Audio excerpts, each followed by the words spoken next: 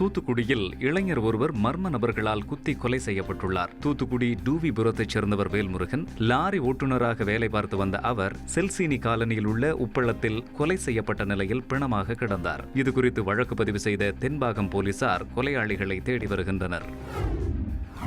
தென்காசி அருகே கத்திமுனையில் பாதிரியார் கடத்தப்பட்ட சம்பவத்தில் ஒருவர் கைது செய்யப்பட்டார். நெல்லை மாவட்டம் தென்காசியை அடுத்த சுந்தரபாண்டியபுரத்தைச் சேர்ந்தவர் சிமியோன். பாதிரியாரான இவரை 2 பேர் கத்திமுனையில் காரில் கடத்தி சென்றுள்ளனர். இதுகுறித்து அவரது மனைவி அளித்த புகாரின் பேரில் SS நகர் போலீசார் விசாரணையை மேற்கொண்டனர். அப்போது பாதிரியார் சிமியோனை ஐயம்பட்டி என்ற இடத்தில் விட்டுவிட்டு தப்பிவிட்டனர். இந்த வழக்கில் தென்காசியைச் சேர்ந்த அன்பழகன் என்பவர் கைது செய்யப்பட்டார். திருவண்ணாமலை ரெட்டைத்தார் கிராமத்தில் செங்கல் சூளை நடத்தி வரும் பிரபு என்பவர் மர்ம நபர்களால் நேற்று முன்தினம் கடத்தப்பட்டார். பிரபு செம்மர கடத்தல் ஏஜென்ட்டாக செயல்பட்டதாகவும் கூறப்படுகிறது. அவரை கடத்திய மர்ம நபர்கள் 50 லட்சம் ரூபாய் கேட்டு அவரது மனைவி சித்ராவை மிரட்டியுள்ளனர். கண்ணமங்கலம் போலீசில் சித்ரா அளித்த புகாரை தொடர்ந்து தீவிர விசாரணை நடத்திய போலீசார் வேலூர் மாவட்டம் KV குப்பம் பகுதியில் அடைத்து வைக்கப்பட்டிருந்த பிரபுவை மீட்டனர். கடத்தலில் தொடர்புடைய வேலூர் மாவட்டம் துத்திப்பட்டியைச் சேர்ந்த சக்திவேல் என்பவர் கைது செய்யப்பட்டுள்ளார்.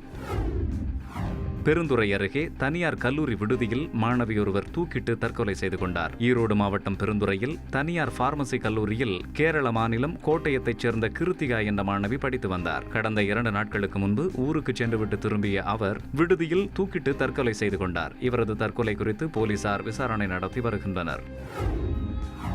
சர்வதேச யோகா தினத்தை முன்னிட்டு கோவையில் 200 பேருக்கு யோகா பயிற்சி அளிக்கப்பட்டது. வருகிற 21ஆம் தேதி சர்வதேச யோகா தினமாக கொண்டாடப்பட உள்ளது.